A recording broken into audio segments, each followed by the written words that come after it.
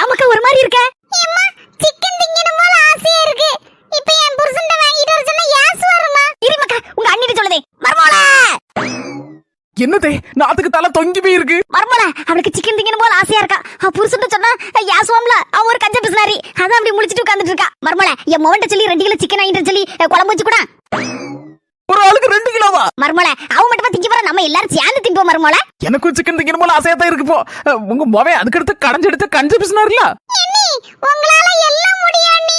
கேங்க என்ன சின்ன பொண்ணு, எங்க ஹோட்டல் சாப்பாடு சாப்பிடணும் போல ஆசையா இருக்குங்க. அதனால பேசாம நாங்க வீட்டுல இருக்கோம். நீங்க எல்லாத்தையும் ஆர்டர் பண்ணிருந்தீங்களா? சிக்கன் பிரியாணி, மட்டன் பிரியாணி, அப்புறம் அந்த மட்டன் சுக்கா, அப்புறம் வந்து நண்டு இறாலு, எல்லாத்துலயும் ஒவ்வொரு பிளேட். சை ஆளுக்கு ஒவ்வொரு பிளேட்ல வேணும். எல்லாத்துலயும் 3 பிளேட் ஆர்டர் பண்ணிருங்க.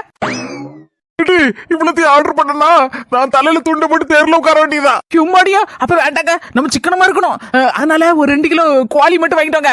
நான் அதுல குழம்பு வச்சு பாதிய பொரிச்சு நல்ல ஜாமுன்னு எல்லாரும் தின்றலாம். இன்னைக்கு பொண்டாட்டி தான் வாங்கிட்டு வர. இப்போ உங்க ஐடியா